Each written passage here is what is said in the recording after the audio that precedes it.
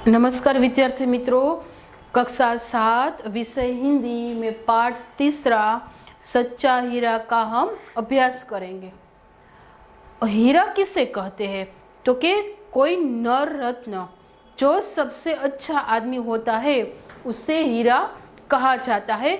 उसमें अच्छा ज्ञान हो और गुण हो और ज्ञान और गुण को अपने आचरण में लाता है और उसके अनुसार ही व्यवहार करता है और वे कर्मयोगी होता है, उससे हम सच्चा हीरा कहते हैं। यहाँ पे 4 स्त्रियां होती है जो कुएं पर पानी भरने के लिए जाती है, पर बात करते करते बात अपने बेटों पर आ जाती है। तीनों स्त्री है इसमें से अपने बेटे की प्रशंसा करती है, पर चौथी स्त्री चुपचाप बैठी रहती है। किसी के टोकने पर वह उत्तर देती है, और वे क्या उत्तर देती है और चारों के बेटे किस तरह के हैं, उसमें कैसे गुण है, उसका हमें यही अभ्यास करना है। प्रस्तुत इकाई में व्यक्ति के ज्ञान के साथ साथ उसके कर्मों को भी महत्व दिया गया है। हमारे पास ज्ञान तो बहुत होता है, पर ज्ञान को हम अपने व्यवहार में, हम अपने आचरण में नहीं लाते, हम अच्छा कर्म नहीं करते, तो वे कोई काम का नहीं होता। इसलिए कहा गया है कि ज्ञान के साथ कर्म का भी होना जरूरी है। अच्छा ज्ञान, अच्छी बातें, लेकिन वह आचरण में नहीं हो तो निरर्थक है। क्या कहा है यहाँ कि व्यक्ति ज्ञानी हो, उसके पास कई अच्छी अच्छी सीखने लायक बातें होती है, लेकिन वह उसे आचरण में नहीं लाता, એટલે કે ગુજરાતીમાં કહીએ તો તેને એ વ્યવહારમાં નથી લાવતો, એને અપનાવતો નથી, તો તેની પાસે જે આ રહેલું સારું જ્ઞાન છે, જે સારી વાતો છે, જે બીજી વ્યક્તિ શીખી શકે છે, એ બધું એના માટે નકામું થઈ બને છે। इसी बात को रोचक तरीके से प्रस्तुत किया गया है, એટલે કે આ વાતને एक रोचक रीते अहीं दर्शाववामां आवेली छे। सूर्य अस्त हो रहा था। अस्त होना यानी कि सूर्यनु आथमू, सूर्य आथमी रह्यो हतो। पंछी चहचहाते हुए अपने नीड के ओर जा रहे थे। चहचहाना यानी कि कलरव करना। पक्षीओ छे, हवे सूरज आथमे छे त्यारे पक्षीओ छे पोतानो कलरव करता करता झाड़ पर जो माड़ा बांधेला होय छे एना तरफ ए पाछा फरे छे। गांव की कुछ स्त्रियां पानी लेने के लिए घड़े लेकर कुएं की ओर चल पड़ी। यह एक तो गांव का दृश्य है, गांव की स्त्रियां है, तो गांव की कुछ स्त्रियां सूर्य अस्त होने पर घड़े लेकर पानी लेने के लिए कुएं की ओर चल पड़ती है, એટલે કે એ લોકો પાણી ભરવા માટે કુવાએ જાય છે। पानी भरकर कुछ स्त्रियां तो अपने घर लौट गई, किंतु उनमें से 4 कुएं की पक्की जगह पर बैठकर आपस में इधर उधर की बातें करने लगी। એટલે કે ઘણી બધી સ્ત્રીઓ ગઈ હતી, પરંતુ એમાંથી જે 4 સ્ત્રીઓ હતી એ ત્યાં रह गई। અને कुएं की पक्की जगत किससे कहते हैं? तो ये कुआं है, उसके आसपास बैठने के लिए जो जगह बनाई जाती है या मटके रखने की जगह होती है, जिसे हिंदी में चबूतरा कहा जाता है, वहीं बैठकर वे इधर उधर की એટલે કે અહીં તહીંની વાતો કરવા લાગે છે। बातचीत करते करते बात बेटों पर जा पहुंची। हवे आ बात चालू करी थी आ 4 स्त्रीओए, तो ये बात चालू करता करता ए पोतानी बात पोताना दीकराओ पास तरफ लई आवे छे। उनमें से एक की उम्र सबसे बड़ी लग रही थी, એટલે કે એમાંથી એક સ્ત્રીની ઉંમર સૌથી વધારે લાગી રહી હતી, એટલે કે આ 4 સ્ત્રીઓ છે એમાંથી એક સ્ત્રીની ઉંમર ખૂબ જ મોટી હતી। वह कहने लगी, भगवान सबको मेरे बेटे जैसा बेटा दे। એટલે એને દીકરાના એને વખાણ કર્યા। શું કર્યા? તો કહે છે કે ભગવાન બધાને મારા દીકરા જેવો દીકરો આપે। मेरा बेटा लाखों में एक है, यह मुहावरा है। लाखों में एक होना यानी कि विशिष्ट होना, सबसे अलग होना। तो पहली स्त्री एम कहे छे कि मारो दीकरो तो बधा करता जुदो छे, खूब ज विशिष्ट है। उसका कंठ बहुत ही मधुर है, એટલે કે એના દીકરાના કંઠના વખાણ કરે છે ને કહે છે કે મારા દીકરાનું કંઠ એટલે કે ગળું ખૂબ જ મધુર, એટલે કે એનો અવાજ સુરીલો છે। वह बहुत अच्छा गाता है એટલે કે તે ખૂબ જ સારું ગાય છે। उसके गीत को सुनकर कोयल और मैना भी चुप हो जाते हैं, लोग बड़े चाव से उसके गीत सुनते हैं। એટલે पहली स्त्री ने अपने गायक बेटे की प्रशंसा की और कहा कि मेरा बेटा है वे बहुत अच्छा गाता है એટલે તે ખૂબ જ સારું ગાય છે। उसके गीत को सुनकर कोयल और मैना भी चुप हो जाते हैं। એટલે મારો દીકરો જો ગાવાનું ચાલુ કરે તો એનો ગીત સાંભળી અને કોયલ અને મેના જેવા પક્ષી સુરીલા અવાજવાળા છે એ પણ ચૂપ થઈ જાય છે। લોગ બડે ચાવ સે, ચાવ યાની કે ઉમંગ, પ્રેમ, લોકો ખૂબ જ પ્રેમથી તેના ગીત સાંભળે છે એટલે કે पहली स्त्री नो। तो यहाँ पे पहली स्त्री का बेटा कैसा था? अच्छा गायक था। तो पहली स्त्री ने अपने गायक बेटे की यहाँ प्रशंसा की है।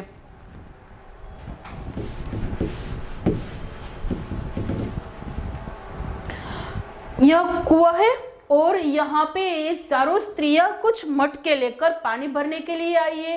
ये डोल है, यहाँ पे रस्सी बांधी हुई है और डोल जब रस्सी से बंधी होती है वे कुएं में डालते हैं, तो जब वे भर जाती है तो रस्सी खींच के वे बाहर निकालती है और घड़े में पानी भरते हैं।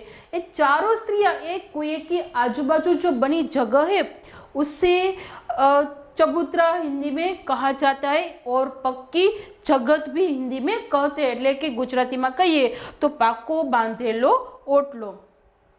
उसके बाद सुनकर दूसरी स्त्री का मन हुआ कि वह भी अपने बेटे की प्रशंसा करे।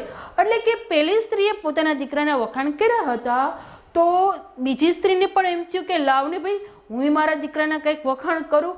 પ્રશંસા એટલે કે તારીફ અથવા તો વખાણ। उसने पहली स्त्री से कहा मेरे बेटे की बराबरी कोई नहीं कर सकता। એટલે એ ઓલી પહેલી સ્ત્રીને ટોકીને એમ કહે છે કે ભાઈ બેન મારા દીકરાની બરાબરી એટલે કે સરખામણી કોઈ કરી શકે એમ નથી। वह बहुत ही शक्तिशाली और बहादुर है। એટલે કે મારો દીકરો તો ખૂબ જ શક્તિશાળી અને બહાદુર છે। वह बड़े बड़े बहादुरों को पछाड़ देता है। वह आधुनिक युग का ભીમ હે। એટલે કે બીજી સ્ત્રી એવું કહે છે કે મારો દીકરો ખૂબ જ બહાદુર છે, તે મોટા મોટા બહાદુરોને પણ પછાડી દે છે। તે આધુનિક युग यानी कि जो अभी युग चल रहा है वे नए युग का भीम लगता है। એટલે पहली स्त्री का बेटा कैसा था? तो कि पहली स्त्री का बेटा गायक था। उसकी बात सुनकर दूसरी स्त्री को भी मन हुआ कि मैं भी अपने बेटे की प्रशंसा करूं। तो वे उसकी बहादुरी की प्रशंसा करते हुए कहती है कि उसकी बराबरी कोई नहीं कर सकता। बड़े बड़े पहलवान हो या शक्तिशाली आदमी हो वे उसको भी पछाड़ देता है। ऐसा लगता है कि मानो वे भीम हो, पर किस युग का? आधुनिक युग का। यह सब सुनकर तीसरी औरत भला कैसे चुप रहती? वह बोल उठी मेरा बेटा साक्षात बृहस्पति का अवतार है। बृहस्पति कौन है? तो कि देवताओं के जो गुरु है उसे बृहस्पति कहा जाता है। तो तीसरी स्त्री का मन हुआ कि अब मैं कैसे पीछे रहूं अपने बेटे की प्रशंसा करने में। तो वह बोलती है कि मेरा बेटा तो साक्षात देवताओं गुरु एनु अवतार हो एवं लागे छे। वे जो कुछ पढ़ता है वे एकदम से याद कर लेता है। એટલે કે તે જે કાંઈ વાંચે છે, ભણે છે, અભ્યાસ કરે છે એને એ યાદ રાખી લે છે સારી રીતે। ऐसा लगता है मानो उसके कंठ में सरस्वती का निवास हो। यह भी मुहावरा है, कंठ में सरस्वती का निवास होना यानी कि पढ़ाई लिखाई में बहुत तेज होना। तो तीसरी स्त्री कहती है कि मेरा बेटा तो बृहस्पति का अवतार है। वे जो कुछ भी पढ़ता है उसे अच्छी तरह से याद रहता है। और कंठ में सरस्वती का निवास, तो उसका अर्थ क्या होता है? पढ़ाई लिखाई में भी तेज होना। वे पढ़ने में भी बहुत ही अच्छा है।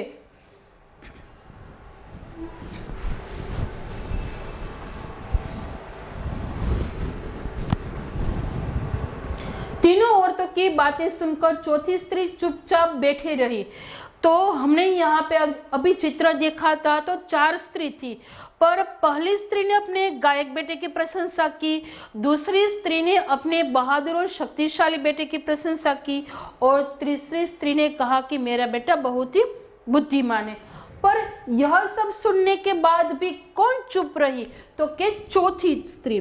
यह सब सुनने के बाद भी चौथी स्त्री है वे चुपचाप बैठी रहती है, એટલે કે તે ચૂપચાપ બેસી રહે છે।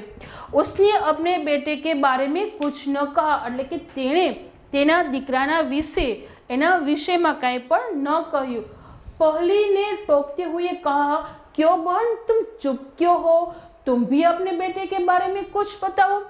એટલે કે જ્યારે ચોથી સ્ત્રી ચૂપ હતી ત્યારે જે પહેલી સ્ત્રી હતી એને ટોકીને કહે છે કે બેન તું ચૂપ શું કામે છે? તું પણ તારા દીકરા વિશે કંઈક અમને બતાવ।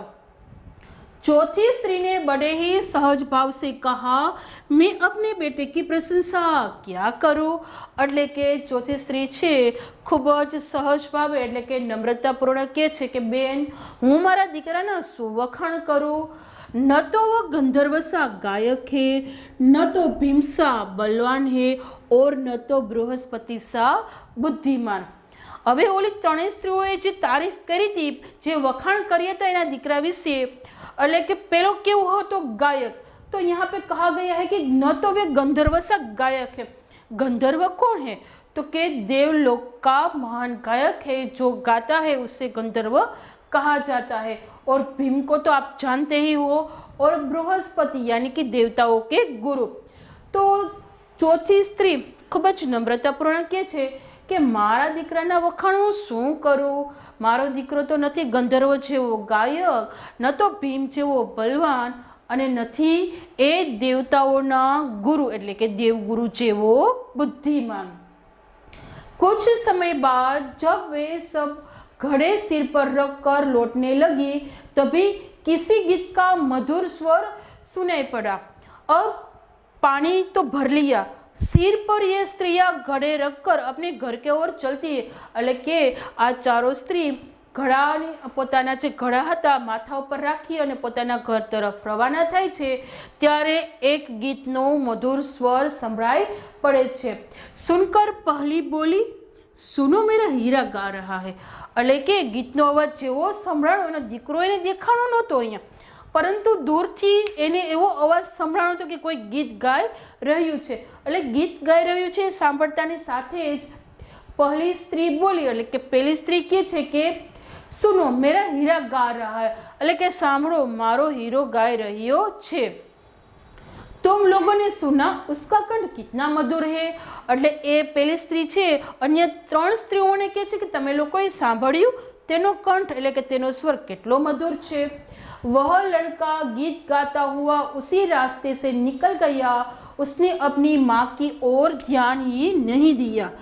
यानी कि ये स्त्रियाँ चलती हुई जाती है पर उसका बेटा सामने से आता है, गीत गा रहा है, पर उसके बेटे ने अपनी माँ की ओर ध्यान ही नहीं दिया।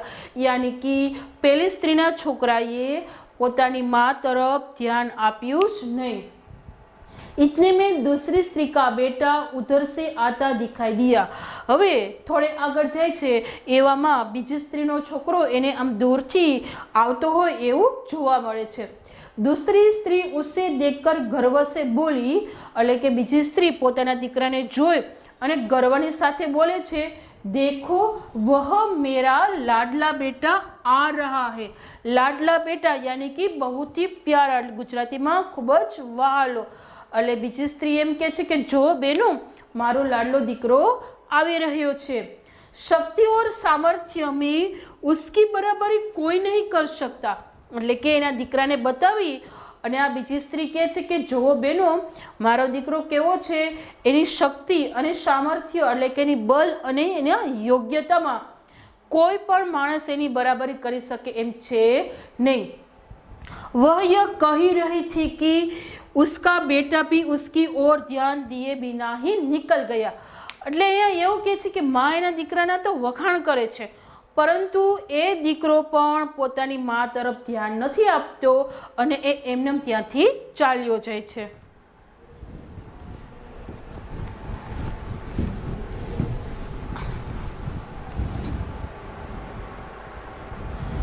वे कुछ आगे बढ़े तो एकाएक तीसरी स्त्री का बेटा उधर से संस्कृत के श्लोक का पाठ करता हुआ निकला। હવે થોડે આગળ વધીએ છીએ તો ત્યાં ત્રીજી સ્ત્રીનો છોકરો સંસ્કૃતના જે શ્લોકો હોય છે એનો મોઢે એની પાસે કોઈ ચોપડી કે પેજ કે કાંઈ નહોતું, પરંતુ એ પાઠનું શ્લોકનું રટણ કરતો કરતો ત્યાંથી નીકળે છે। उसके उच्चारण से ऐसा लग रहा था कि मानो उसके कंठ में सरस्वती विराजमान हो। सरस्वती कौन है? तो कि विद्या की देवी है, और बृहस्पति तो कि देवताओं के गुरु है। ये दोनों एक वाक्य के उत्तर में आते हैं। એટલે કે જ્યારે આ ત્રીજી સ્ત્રીનો છોકરો શ્લોક બોલતો હતો તો એનું ઉચ્ચારણ કેવું હતું? એકદમ સ્પષ્ટ હતું, ક્યાંય જોડણીની ભૂલ નહોતી અને રાગ પણ સરસ હતો। તો ત્યારે એ કહે છે કે જો બહેનો, મારા દીકરાના કંઠમાં સરસ્વતી માન બિરાજમાન છે, એટલે કે ખુદ સરસ્વતી માં એના કંઠમાં વસેલા છે તેવું જોવા મળે છે। तीसरी स्त्री ने गदगद स्वर में कहा, गदगद मुहावरा है, अत्यंत आनंदित होकर कहना। गदगद स्वर में कहना यानी कि अत्यंत आनंदित होकर कहना। वे कहने लगी, देखो यही है मेरी गोद का हीरा। त्रणेय स्त्री कोई कहती है कि मेरा लाडला बेटा है, कोई कहती है मेरी गोद का हीरा है, कोई कहती है कि बहुत प्यारा है। तो त्रीजी पण कहे छे कि जुओ, खूब ज आनंदित थईने कहे छे कि जुओ आ मारो वहालो, एटले कि खूब ज, हीरा का अर्थ क्या होता है? अच्छा आदमी, यानी कि अच्छा नर। यह मेरा बेटा है, इसे कौन बृहस्पति का अवतार नहीं कहेगा। और क्या कहती है कि देखो तमारामांथी कोण एने नहीं कहे कि ए बृहस्पतिनो अवतार होय। परंतु उसका बेटा भी माँ की ओर देखे बिना ही आगे बढ़ गया। परंतु आ त्रीजी स्त्रीना छोकराए पोतानी माँ तरफ ध्यान आप्या वगर ज आगळ चाल्यो गयो। वह अभी थोड़ी ही दूर गया था कि चौथी स्त्री का बेटा भी अचानक उधर से आ निकला। हवे ए त्रणेय स्त्रीओना दीकराओ त्यांथी पसार थई गया, एनी माता तरफ ध्यान न आप्युं। एवामां चौथी स्त्रीनो दीकरो एकाएक त्यांथी निकळे छे। वह देखने में बहुत ही सीधा साधा और सरल प्रकृति का लग रहा था। ये चौथी स्त्री है, ये उसका बेटा है, तो हम पहले उसे देखे तो देखने में भी बहुत ही सीधा लग रहा है और स्वभाव भी उसका सरल, प्रकृति यानी कि स्वभाव, उसका स्वभाव भी बहुत सरल लग रहा है। उससे देखकर चौथी स्त्री ने कहा, बहन यही है मेरा लाल। लाल यानी कि दीकरो। એટલે કે જ્યારે એ છોકરો એની મા પાસે આવે છે એટલે કહે છે કે બેન જો આ મારો દીકરો છે।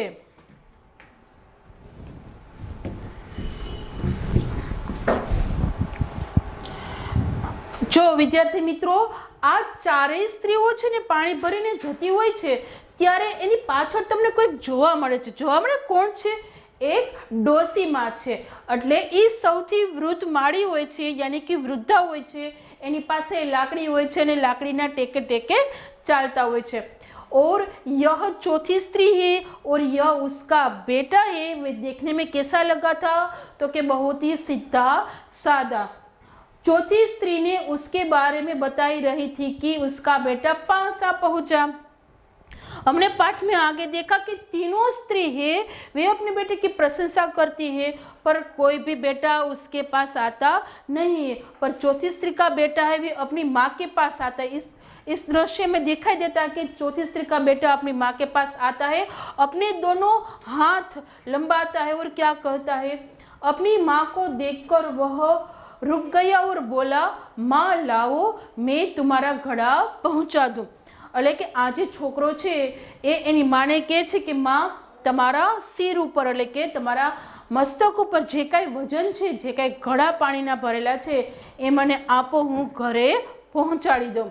मना करने भर भी उसने माँ के सिर से पानी से भरा घड़ा उतार कर अपने सिर पर रखा और घर की ओर चल पड़ा। उससे कोई शर्म नहीं हुई कि पानी से भरा घड़ा कोई लड़का इस तरह से अपने सिर पर रख कर जाएगा नहीं। काम है घर का या बाहर का, वे कोई भी कर सकता है। काम करने में ना तो कोई बड़ा होता है ना तो कोई छोटा होता है, पर सभी बच्चों को अपने माता पिता के घर काम हो या बाहर का काम हो या कोई खरीद लाना, उसमें उससे हाथ अवश्य बटाना चाहिए, तब भी जाकर वे अच्छा व्यक्ति यानी कि आदमी बन सकता है। એટલે આ છોકરાની માએ ના પાડી છતાં ઈ એની મા પાસેથી પાણીથી ભરેલો ઘડો લઈ અને પોતાના માથા ઉપર રાખી અને ઘરની તરફ ચાલ્યો જાય છે। જ્યારે એ ઘડો લઈને જાય છે ત્યારે ત્રણેય સ્ત્રીઓ કેવી રીતે જોવે, જો આશ્ચર્યની સાથે જોવે જ ને, કારણ કે જે સ્ત્રીએ એના દીકરાના કંઈ વખાણ નહોતા કર્યા એ કેવો નીકળ્યો તો હકીકતમાં એ જ સાચો હીરો હતો। अब आगे देखें, तीनों औरतों बड़े ही आश्चर्य से चौथी स्त्री के बेटे को देखती रही। एक वृद्ध महिला जो बहुत देर से इन औरतों के पीछे चलती हुई इनकी बातें सुन रही थी, पास आकर बोली, देखती क्या हो, यही है सच्चा हीरा। तो प्रश्न एक ऐसा भी है, वृद्ध महिला ने सच्चा हीरा किसे बताया था? चौथी स्त्री के बेटे को। जब तीनों स्त्रियां आश्चर्य के साथ चौथी स्त्री के बेटे को देख रही थी, तब वह जो वृद्ध महिला थी उसने कहा कि તમે ક્યારની જોવો છો, ઘણો સમય વીતી ગયો છે, જોવો છો શું? હકીકતમાં તો સાચો હીરો એટલે કે સાચો નર રત્ન, અચ્છા આદમી, સારો માણસ કોણ છે? चौथी स्त्रीનો છોકરો। तो यहाँ से हमें क्या सीखने को मिलता है? तो हमें यह सीखने को मिलता है कि हमें भी घर काम में कोई भी काम हो अपने माता पिता के काम में हाथ बटाना चाहिए, उसकी मदद करनी चाहिए। शब्दार्थ है, ये शब्दार्थ आपको अपनी कॉपी में लिखने हैं। हीरा यानी कि नर रत्न या बहुत ही अच्छा आदमी, चहचहाना यानी कि चहकना या तो चहकार करना, नीड या घोंसला, कंठ गला, आवाज, स्वर, शब्द, यह सभी उसके पर्याय अर्थ है। चाव तो प्रबल, इच्छा या तो लगन, प्रशंसा यानी कि तारीफ या गुण, बराबरी तो तुलना, समता या समानता। सामर्थ्य का दो पर्याय अर्थ होते हैं, बल और योग्यता। पछाड़ देना मुहावरे में भी आता है यानी कि हरा देना, पटकना या तो गिराना। आधुनिक यानी कि अर्वाचीन या तो नवीन। बृहस्पति देवों के गुरु, और साक्षात यानी कि सामने या सम्मुख, प्रत्यक्ष और मूर्तिमान। निवास यानी कि घर, रहने का स्थान। टोकना रोकना या तो पूछताछ करना। मधुर यानी कि मीठा। गर्व એટલે अभिमान, और प्रकृति ये स्वभाव। और मुहावरे है, ये सभी मुहावरे लिखने के बाद आपको इसका वाक्य में भी प्रयोग करना है। इधर उधर की बातें करना तो कि गप्पे लगाना। गांव की कुछ स्त्रियां इधर उधर की बातें करने लगी। लाखों में एक होना यानी कि विशिष्ट होना। वाक्य है, गांधी जी जैसे नेता लाखों में एक होते हैं। पछाड़ देना, हमारी क्रिकेट टीम ने विरोधी टीम को पछाड़ दिया, उसका अर्थ क्या होता है? हराना या तो गिराना। बराबरी करना तो के मुकाबला करना। तो उसका वाक्य इस तरह से बनता है, उसकी गायकी के सामने कोई भी उसकी बराबरी नहीं कर सकता। सच्चा हीरा होना यानी कि अच्छा आदमी बनना, और एक व्यक्ति को पढ़ लिख कर अच्छा हीरा बनना चाहिए। अब हम अभ्यास देखें। तो अभ्यास में निम्नलिखित प्रश्नों के मौखिक उत्तर दीजिए। ये मौखिक है पर आपको अपनी नोटबुक में लिखने हैं। प्रश्न नंबर 2, निम्नलिखित शब्दों के बाद तुरंत आने वाले शब्द का अर्थ शब्दकोश में ढूंढकर लिखिए। यहाँ पे हमें कुछ शब्द दिए गए हैं पर उसके हमें यहाँ अर्थ लिखना है। जैसे कि बपोती, तो बपोती को और शब्दकोश में क्या कहा जाता है? तो कि बप्पा। और बप्पा का अर्थ क्या होता है? तो के पिता। इस तरह से हमें इन शब्द पर से शब्दकोश के बाद तुरंत कौन सा शब्द आता है और उसका अर्थ क्या है, ये दोनों हमें यहाँ पे लिखने हैं। व्यथा, तो व्यथा तूर, उसका अर्थ होता है पीड़ित। नियति, तो उसका शब्द बनता है नित्येंद्र यानी कि जितेंद्रिय। प्रतिभा, तो उसका शब्द प्रतिभाग यानी कि उत्पादन कर। शौर्य यानी कि शुल्क। सनेकाना बे मात्रो शोल अर्धों क शुल्क यानी कि शुल्क संबंधी, रुचिनु रुचित यानी कि मनचाहा, बाटना तो बाट यानी हिस्सा, क्षमा तो क्षमा पर से बनता है क्षमालु यानी कि माफ कर देना, उद्यान उद्यानिकी यानी कि बाग बगीचा में काम करने वाला, और अमन पर से अमनस्क यानी कि अचेतन। प्रश्न नंबर 3 है कहानी की चर्चा करके छात्रों से लेखन करवाइए। तो इस कहानी का शीर्षक है बीमारी का इलाज।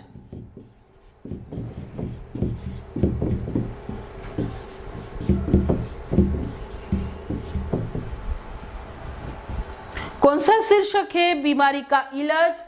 अब इसकी रूपरेखा यानी कि मुद्दे दिए गए हैं, उस पर से हमें पैराग्राफ के रूप में कहानी लिखनी है। चंद्रपुर नामक इलाके में एक कुंवर सिंह जी नामक राजा रहता था। यहाँ पे आप कोई भी शहर का नाम लिख सकते हैं और कोई भी राजा का नाम लिख सकते हैं। चंद्रपुर इलाके में कुंवर सिंह जी नामक एक राजा रहता था। उसके पास कोई भी चीज की कमी नहीं थी, पर एक दिन वह बीमार हो गए। कई वैद्यों ने उसका इलाज किया, पर उनसे उससे कोई फर्क नहीं पड़ा और धीरे धीरे राजा की बीमारी बढ़ते गई। सारे नगर में यह चर्चा फैल गई। तब एक बुढ़े ने आकर राजा से कहा, आप किसी सुखी मनुष्य का कुर्ता ढूंढिए और उसे पहनिए, आप अवश्य स्वस्थ हो जाओगे। राजा ने सोचा, इतने उपाय किए हैं, एक और ही सही। दूसरे दिन सुबह होते ही राजा सुखी मनुष्य का कुर्ता ढूंढने के लिए निकल पड़ते हैं। कुर्ता ढूंढने के लिए राजा गांव के बाहर आ जाते हैं। जेठ की धूप में उसने देखा कि एक किसान खेत में हल चला रहा है। उसे देखकर राजा बहुत खुश हुआ और वहां जाकर पूछा, क्यों भाई, तुम सुखी हो? तो किसान ने उत्तर दिया कि भगवान का दिया मेरे पास सब कुछ है, मैं बहुत ही खुश हूँ। यह देखकर राजा का अंग पुलकित हो गया और जैसे ही उसने कुर्ता मांगने के लिए किसान के शरीर की तरफ देखा तो उसने सिर्फ धोती ही पहनी हुई थी, पर उसकी पूरी शरीर पसीने से तह थी। राजा समझ गया कि किसान कठिन परिश्रम के कारण ही सुखी है। राजा वहां से घर लौट आते हैं और दूसरे ही दिन उसने सुख चैन छोड़कर कठिन परिश्रम करना शुरू कर दिया। तो सीख क्या मिलती है यहाँ? श्रम से ही स्वास्थ्य प्राप्त होता है और जीवन का सच्चा सुख मिलता है।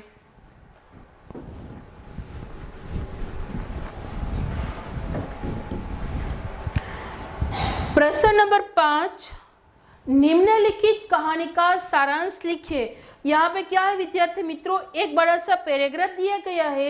इस पैराग्राफ को हम पढ़ेंगे और सारांश किससे कहते हैं। इस पैराग्राफ को हम 3 या 4 लिटी में ले सभी चीज आ जानी चाहिए। यहाँ पे जो लिखा गया है वे सभी विगत उन 3-4 लिटी में आ जाती है, उसे हम सारांश कहते हैं। पैराग्राफ पढ़ते हैं। नंदनवन में एक छोटा सा तालाब था। तालाब के शीतल जल में राजहंस रहता था। वह बड़ा सुंदर था। उसी तालाब के पास वाले पेड़ पर दुष्ट कौवा रहता था। वह राजहंस की सुंदरता पर ईर्ष्या करता था। यानी कि नंदनवन હતું એ નંદનવનની અંદર એક તળાવ હતું।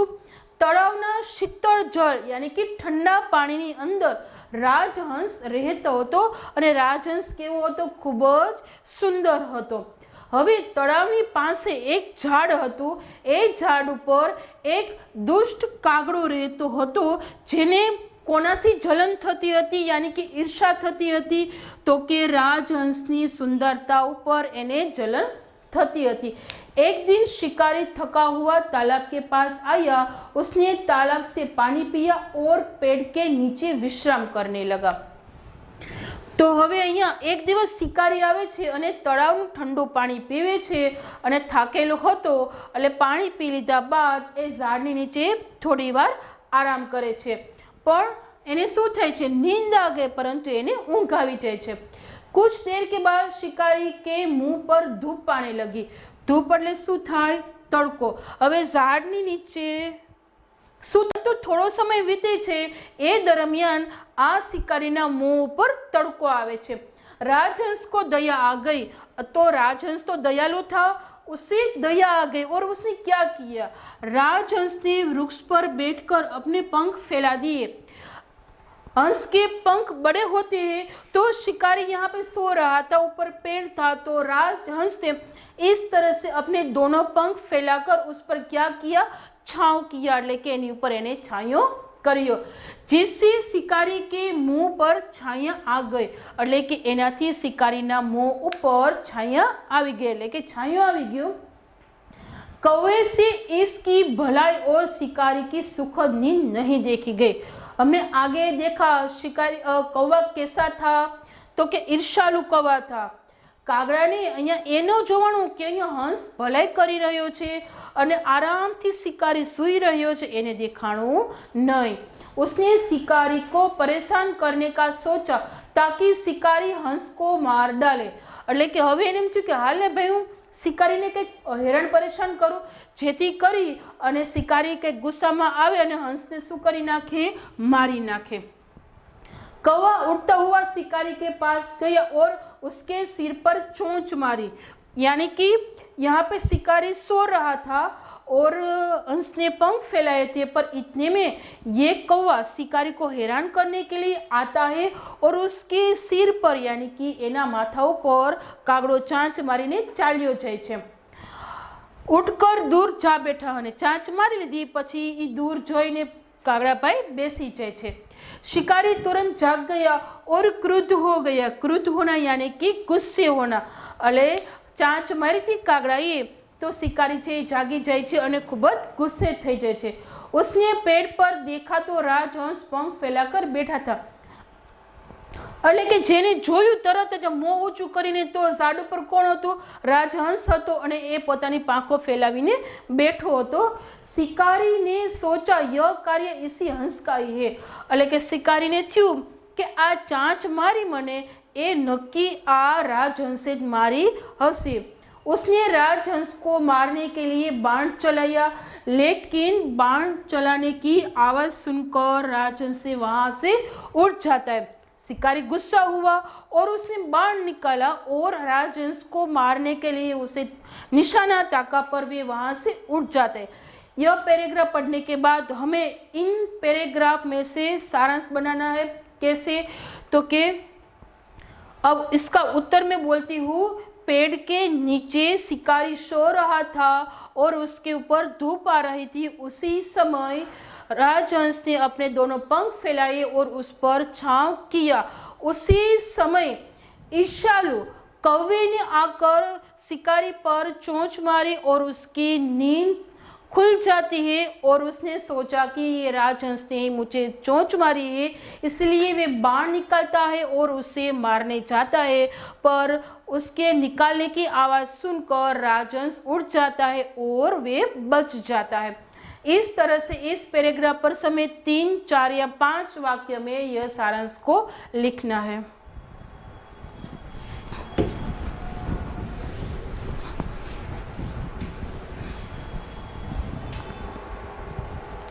स्वाध्याय निम्नलिखित प्रश्नों के उत्तर लिखिए। सभी प्रश्न सविस्तार है, यानी कि 5-6 लिटी में है।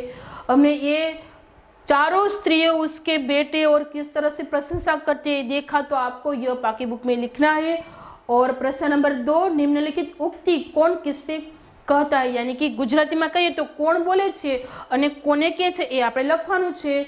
यही सच्चा हीरा है किसने कहा था, तो कि एक वृद्ध महिला ने चारों स्त्रियों से, माँ लाओ मैं तुम्हारा कड़ा पहुंचा दूं, ऐसा किसने कहा था, चौथी स्त्री के बेटे ने अपनी माँ से। सुनो मेरा हीरा गा रहा है, तो पहली स्त्री ने अन्य स्त्रियों से। देखो यही है मेरी गोद का हीरा, तीसरी स्त्री। अन्य स्त्रियों से कहती है देखो वह मेरा लाडला बेटा आ रहा है। दूसरी स्त्री अन्य स्त्रियों से कहती है। तो यहाँ पे पाठ पूर्ण होता है।